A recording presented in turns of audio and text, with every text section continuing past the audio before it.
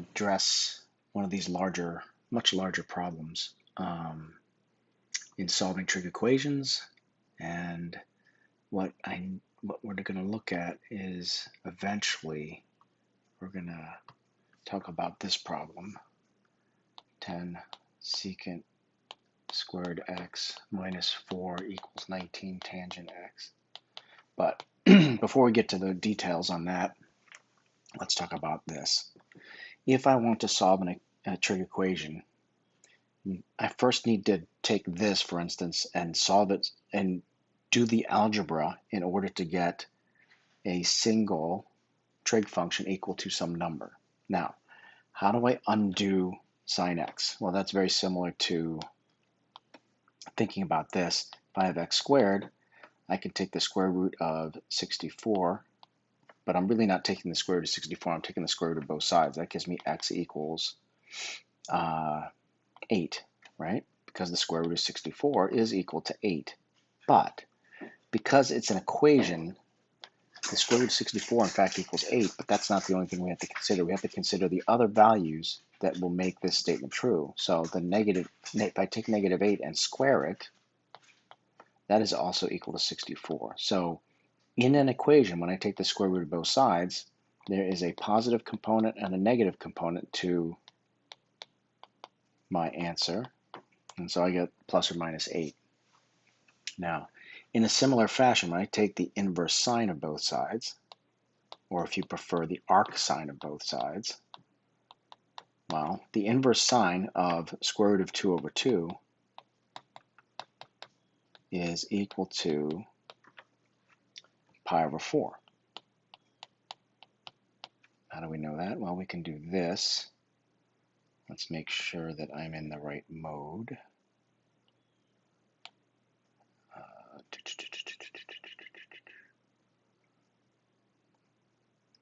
Why can't I find that? Anyway, trig, I want to do inverse sine of radical 2, go outside, divided by 2, and it's going to give me that. That's, by the way, radians, right? I'm in radian mode. If I switch that over to degree mode, it's giving me 45 degrees, which is pi over 4.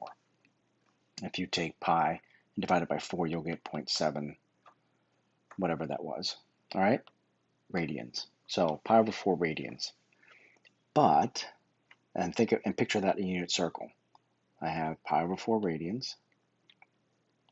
And of course, as we know, that means that this length, square root of 2 over 2, is the length of this, or the distance along this leg of my triangle in the unit circle, where this is 1, that's the square root of 2 over 2. And of course, ancillary, having nothing to do with this problem, this is also square root of 2 over 2. Now, just like that square root of 64 thing, there is another angle that will give me this value. What is that angle? Well, it's this one over here, right? Because that angle also has its y height, or the length of this side, is also equal to square root of 2 over 2. Remember, the sine of an angle is equal to the y value. Or because this is 1, it's equal to y over r, or opposite over adjacent, or excuse me, opposite over hypotenuse. And so it's this number. Well, what is this angle that also, when I take the sine of it, gives me square root of 2 over 2?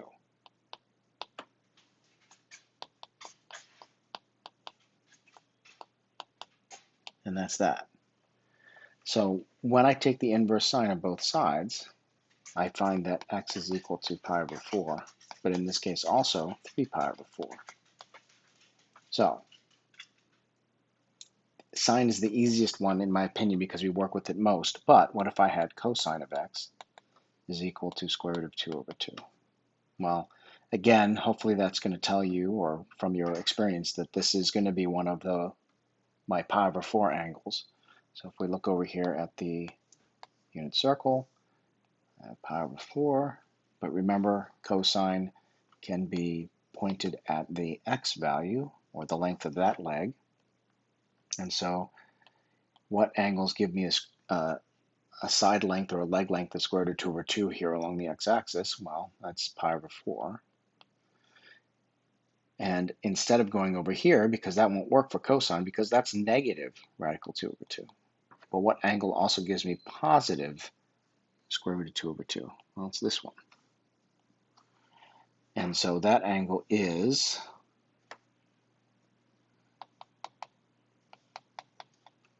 remember, I'm taking the inverse cosine of both sides to undo this cosine to get to x. And so I get pi over 4, that's this angle. And the second angle, though, is this one all the way over here. And so that's, what, 7 pi over 4. Okay? Because there's 1, 2, 3, 4, 5, 6, 7 pi's over 4. Those are the two answers that solve this equation. Okay? Now, going back to my original equation that I'm asked to solve, 10 secant squared x minus 4 equals 19 tangent x. Hopefully in another video and another conversation we've reviewed this other information, but I'm going to solve this equation now from scratch, from the get-go. So one of the things we need to do is get all the variable terms on one side. And I do that by subtracting 19x from both sides. Why? Because, for instance, if I had x squared plus 3x minus 4 equals 7, there's not a way to solve for this x. I can't divide both sides by x and blah, blah, blah. I can't do it. So from your experience, hopefully you know that we want to, let's make that 0 to make the little math easier. I need to factor this.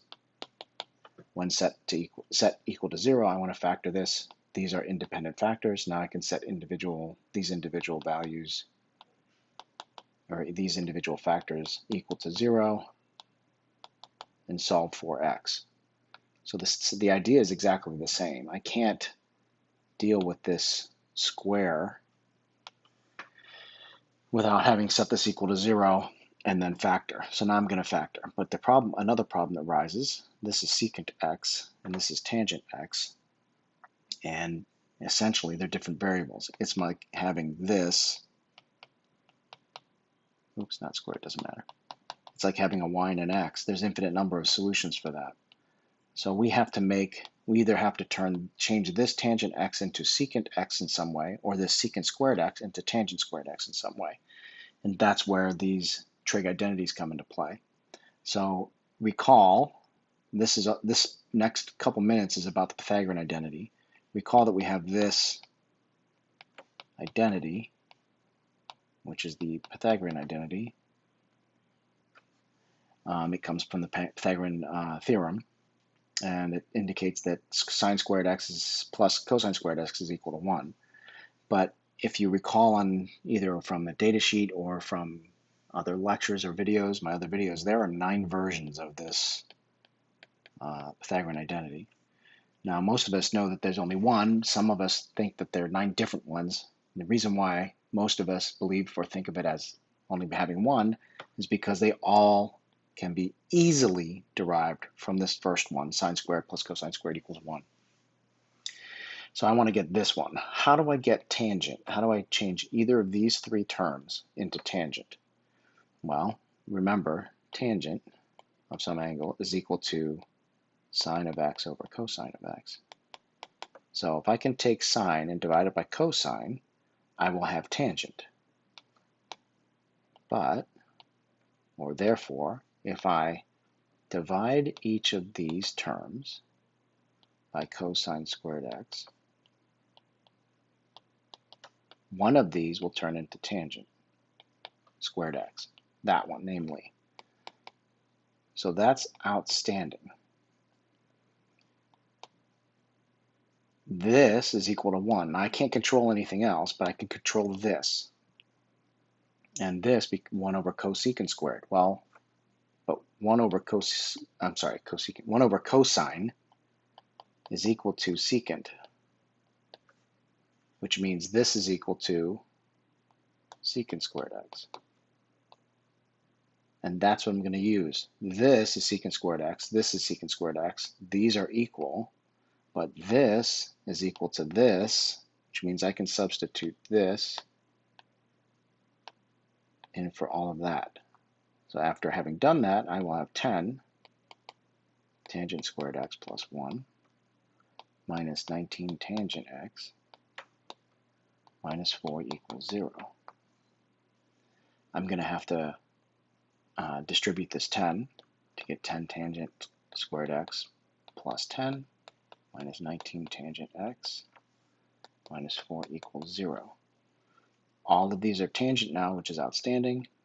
I'm going to now combine like terms, specifically this 10 and this negative 4.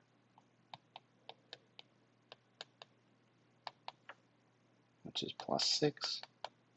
And now I have a quadratic. Yes, my variable is tangent x, but it doesn't matter to me. I can therefore solve for tangent x.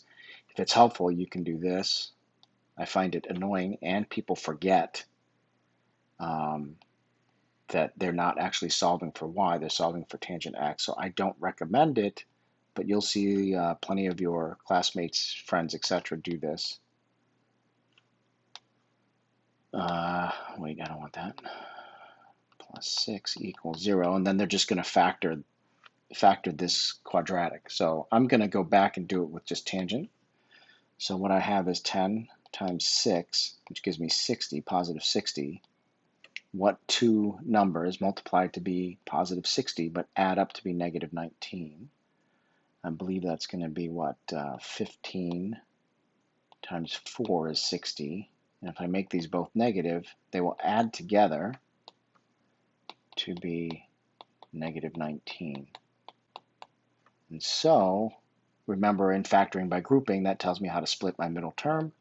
So I have 10 tangent squared x minus 15 tangent x minus 4 tangent x plus 6 equals 0.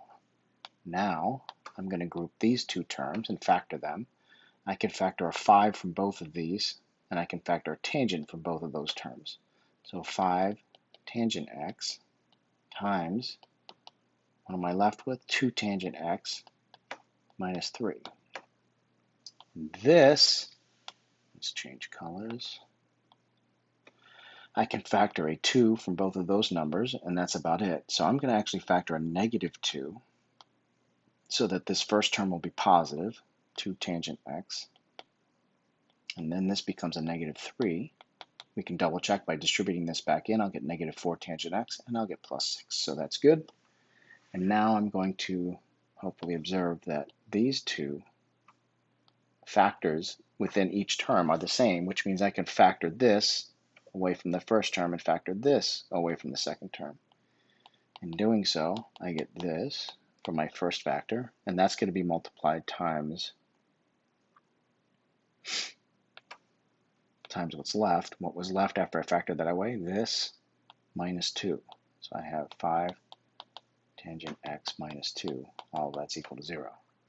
Now I've created these independent factors. So independently, I can look at 2 tangent x minus 3, set that equal to 0, and 5 tangent x minus 2 is equal to 0. Add 3, and then divide by 2, and I get tangent x equals 3 over 2. And do the same algebra, different numbers. I'm going to add 2, and then divide by 5, and get tangent x equals 2/5. Now, the whole purpose of this discussion back here was why, when I have sine or some trig function of x equal to a single number, why does it generate two answers? And here we are again. This has the great possibility of generating two answers, and this does as well. So why is that? Well, this is not one of the values that are generated by our nice angles. So that we would simply need to use a calculator to determine the angle. This particular problem asked for the answer to be presented in radians. So I just changed my mode back to radians, and I'm actually taking the inverse tangent of both sides. So if I take the inverse tangent of both sides, I get x is equal to the inverse tangent of 3/2. So I have the inverse tangent of 3 divided by 2. And so I get x is equal to 0.9827. So that's almost equal to 1 radian. How much is 1 radian? 1 radian, remember, going around the circle is 2 pi radians, so that's about 6. So 3 of them, and a little bit more, specifically 3.14159 is that way. So one of them is a little bit less than 1/3 of halfway around the circle, or 1/6 of all the way around the circle. So 1 radian is somewhere around here. You don't need to do all this, but I get 0.9827 for tangent. Now remember, tangent is positive in this quadrant, negative in that quadrant. Why? Because this is positive and that side length is negative. And tangent is, recall, opposite over adjacent. It's the ratio of the two legs.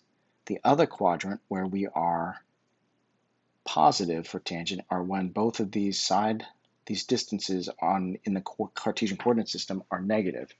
So we're in the angles that provide 3/2 as a positive value are those angles that give the angle that gives 3/2, which is this angle, 0.9827. It gives this 3/2 as its output when I take the tangent of it. So it's this angle. Its reference angle is itself, and so the second angle that generates that 3/2 is that one that has the same reference angle here, 0.98. So how do we figure out what that second angle is? Well, I'm going to draw it without all that clutter. Here's the first one, 0.9827. Here's the one we're looking for. It has the same reference angle, 0.9827. But the angle is really this one all the way over, right? Well, we know this portion of the angle is 0.9827. What's this portion of the angle? Well, hopefully you realize that that's pi when we're talking about radians. So the first angle is 0.9827. X equals 0.82. I guess I should round that better, 0.9828. And the second one, it's going to be pi plus 0.9828, which means that we have 0.9828. And I guess I can do this, right? Plus pi. And so that's going to be 4.1244. So those are 2 of our answers. The third and fourth answer are going to come from here. And you would do the same thing. Picture an angle that gives me 2/5. Not easy to picture, but my opposite is going to be short, and namely you could make it 2, and my adjacent is 5. This is clearly not 1 right now, right? Because hypotenuse has to be longer than 2 legs, but it doesn't matter. We're just looking at this ratio. So 2/5, that's a positive 2/5. So we're working in the same 2 quadrants as we did with this half of the problem. So this is going to be 2 and that's going to be 5. And so I have to figure out what this angle is and find out what this angle is. As soon as I figure out the little one here in the first quadrant, I would add pi to it in order to figure out the second angle. So I need a calculator because that's not one of our nice angles. So I'm just going to be lazy. I'm going to come in here, and since I have Desmos as my tool, do that. Take this away to figure out what my reference angle and my first angle are. 0.3805. And the other one is 0.3805 plus pi, but you saw how I nicely did that in Desmos. So we can just add pi and get 3.522. 3.5221, I think it would have been if I rounded correctly. 3.5221, yep. And those are our 2 answers. Let's change it to blue and do this weird circling that I'm going to do. There's definitely weird circling. So I'm going to bypass that. Okay? So that, I picked the highlighter strangely enough. Those are my 4 answers. All right? So hopefully this was helpful.